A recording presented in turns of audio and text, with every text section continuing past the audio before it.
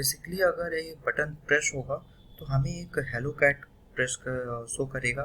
अभी इसको देखिए रिफ्रेश कर रहा हूँ तो कुछ हो नहीं रहा और इस बटन को प्रेस करते ही हेलो कैट शो हो गया। अब मेरे को क्या करना है कि जो यहाँ से डेटा मिलने वाला है उसको मुझे डेटाबेस के अंदर एंटर कराना है। तो सबसे पहले हम यहाँ पर उठा लेते हैं क्या चीज़ है, क्योंकि हमारा हेड पेज तो लग चुका है तो यहाँ पर से ही ना मैं कुछ चीज़ें उठा लेता हूँ। बेसिकली इन सबको नाम देना होगा, तो ये प्रिंट कर रहा हूँ मैं डेटा को। इसी डेटा को मैं ना वेरिएबल्स के अंदर स्टोर करा देता हूँ। जैसे कि रोल है तो डॉलर रोल डाल देता हूँ, ठीक है। फिर आपका यूज़र नेम है तो डॉलर यूज़र नेम तो मुझे चाहिए नहीं, मुझे क्या चाहिए, आईडी चाहिए, ठीक है। तो बेसिकली उसकी आईडी डाल देता हूँ डॉलर आईडी नाम के वेरिएबल पे, और इंक्लूड नाम का वेरिएबल होता है इज इक्वल टू, फिर से इसको पेस्ट कर देते हैं और ये है आपका यूआईडी, ठीक है। ये दो चीज़ें हमारी यहाँ मिल रही हैं हमें, ठीक है। अभी ये हमारे आगे काम आने वाली है। सो अब हम इसका जब इफ इज सेट हुआ है तो हमें दोनों इनपुट फील्ड से डेटा उठाना होगा। फील्ड का नेम है कैटेगरी, मेथड है पोस्ट, ठीक है, और जो टाइप है वो टेक्स्ट है, और दूसरा है सब कैटेगरी। सो सिंपल सा कोड होता है एक लाइन का। इसको मारोगे कमेंट, कमेंट मारने के बाद आपको सबसे पहले एक डॉलर कैटे नाम का मैंने बनाया वेरिएबल। इसके अंदर माई सिक्वली रियल स्केप स्ट्रिंग नाम का मैं एक फंक्शन कॉल करता हूँ। ये फंक्शन दो वैल्यूज मांगता है, एक मांगता है कनेक्शन और दूसरी मांगता है आपका वेरिएबल जो भी है। तो फिर ये मेथड और पोस्ट है तो मेथड की वजह से पोस्ट मेथड को कॉल करना होगा डॉलर पोस्ट, एंड इसके अंदर जाकर आपको वेरिएबल्स के नेम लिखने होंगे। तो वेरिएबल्स का नेम है कैटेगरी, ठीक है। कैटेगरी से हम आपका ये डेटा उठा लिए। अभी दूसरा जो हमें डेटा मिलने वाला है वो मिलेगा सब कैटेगरी से। तो एक हमें और वेरिएबल बनाना होगा सब डैश कैट, ठीक है, और ओके सब अंडरस्कोर कैट, ठीक है, ये बन गया। और इसको आप डालोगे, पेस्ट करोगे और यहाँ पर आपको इसकी सर नेम लिखना होगा, वो है सब कैटेगरी। इसी को कॉपी कर लेते हैं और यहाँ पर नाम दे देते हैं, ठीक है। अभी ये आ चुका है तो इसको इको कराने का मन हो तो करा के चेक कर सकते हो।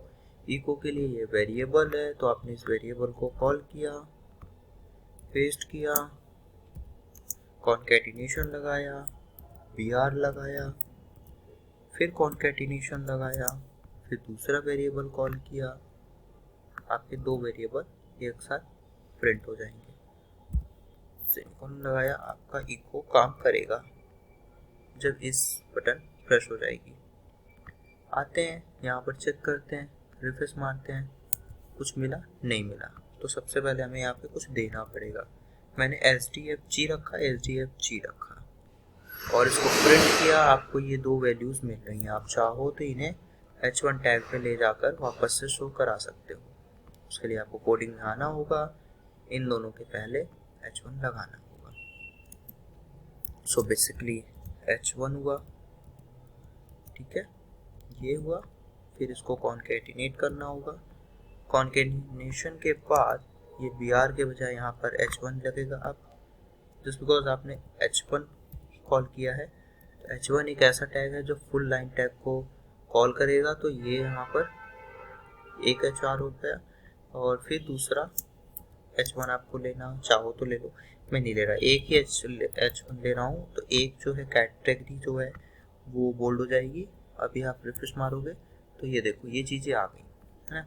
अब मुझे क्या करना है, इस लाइन को भी कमेंट कर देना है। जस्ट बिकॉज मुझे ये पूरा डेटा इंसर्ट कराना है तो एक SQL की क्वेरी चलेगी, $SQL इक्वल टू सबसे पहले लगेगा select start from. Select start from क्यों? ताकि हम सिक्योरिटी दे सके। सेलेक्ट स्टार्ट फ्रॉम कहाँ से? वो आपको कॉलम अपने डेटाबेस पे आना है। यहाँ पे ये है कैटेगरी, इसे आपको कैटेगरी, चलिए इसी को आप कॉपी कर लीजिए। इसको आपको कॉपी कर लेना है, सेलेक्ट स्टार्ट फ्रॉम कैटेगरी, और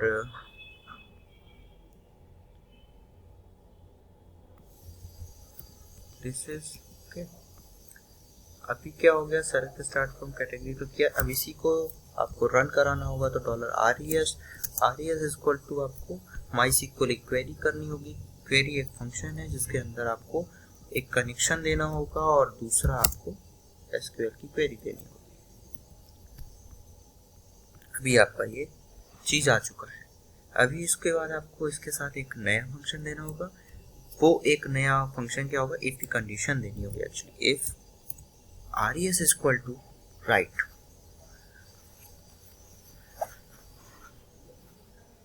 मतलब ये res equal to true. Right का मतलब यहाँ पे ट्रू लिखा जाएगा, res equal to true. So आपको क्या करना है, आपको लेके आ जाना है इस वाले कंडीशन में, और यहाँ पर आपको क्या करना है, eco category available.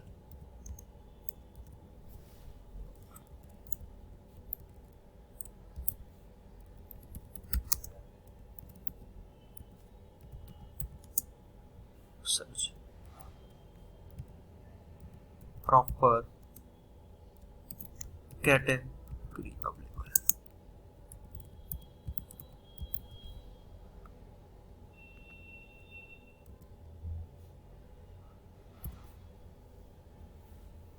Available okay.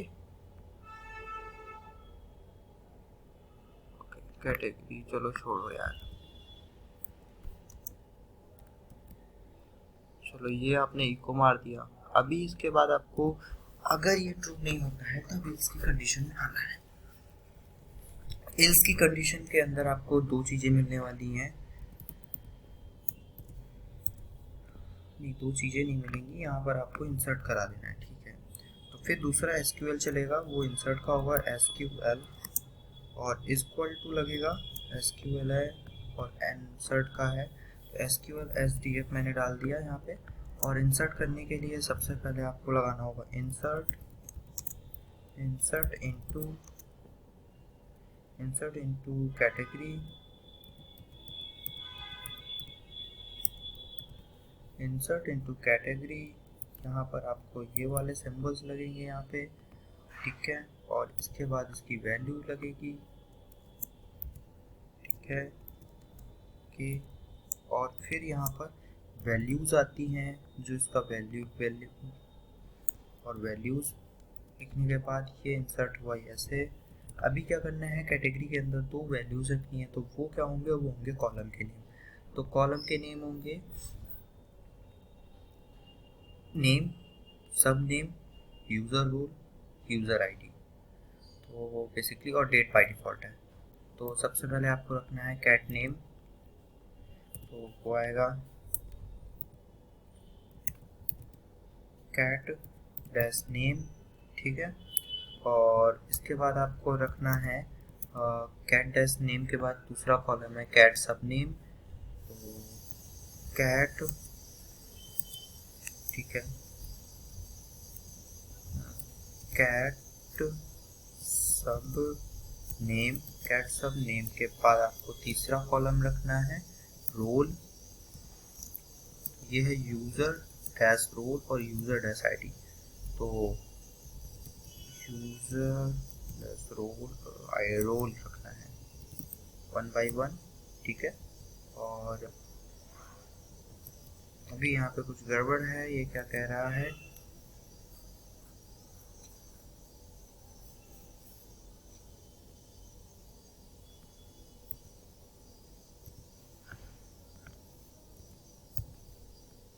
ठीक है। और फिर कह रहा है कि आपको यूज़र आईडी रखनी है, तो यूज़र आईडी ये आपने कर दिया। तो इनके बाद अब आपको यहाँ पे ये चीज़ें अपडेट करनी पड़ेंगी, जस्ट बिकॉज पहला सिंगल इन्वर्टेड कॉमा के थ्रू चल रहा है, तो अब सब सारे सिंगल इन्वर्टेड कॉमा के थ्रू ही चलेंगे।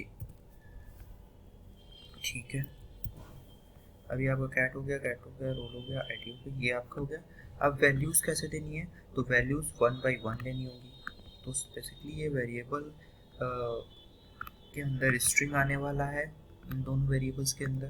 तो जो स्ट्रिंग वाले वेरिएबल्स होते हैं उनको इंसर्ट कराने के लिए सिंगल इनवर्टेड कॉमा के अंदर मिडिल कोष्ठक के अंदर आपको ये रखना पड़ेगा। देन उसके बाद आपको कॉलम देना पड़ेगा, इसके बाद आपको दूसरे वेरिएबल का नाम लिखना पड़ेगा। और ठीक है, अभी इसमें एरर भी आएगा, डोंट वरी।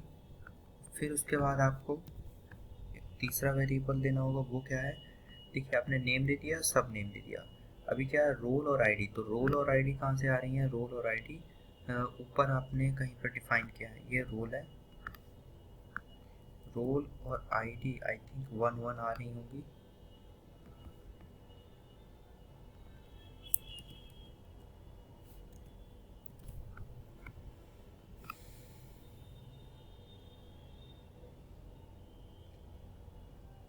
तो इंसर्ट आपको कहाँ चल रहा है भाई, ये चल रहा है।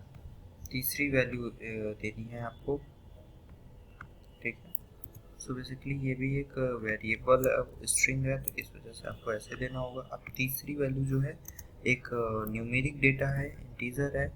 और देख लेते हैं इंटीजर स्ट्रक्चर में जाके, इंटीजर टाइप होंगे ये तो, रोल और आईडी। हाँ, तो इन दोनों को आपको कोई वो नहीं देना है, रोल और डॉलर आईडी एन।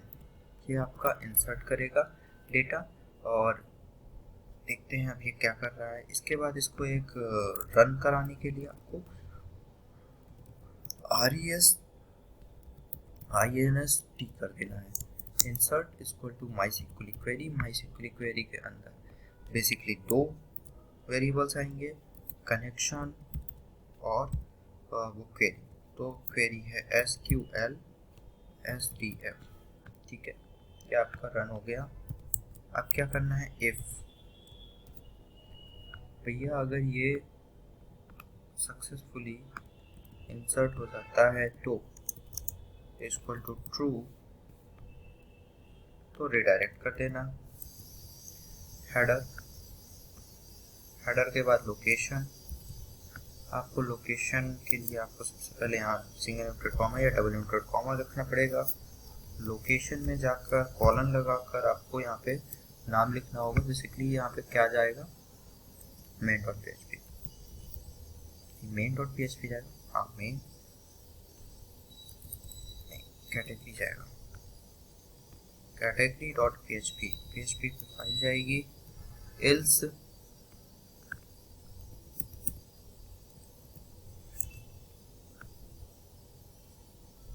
इको हो जाएगा so sorry, try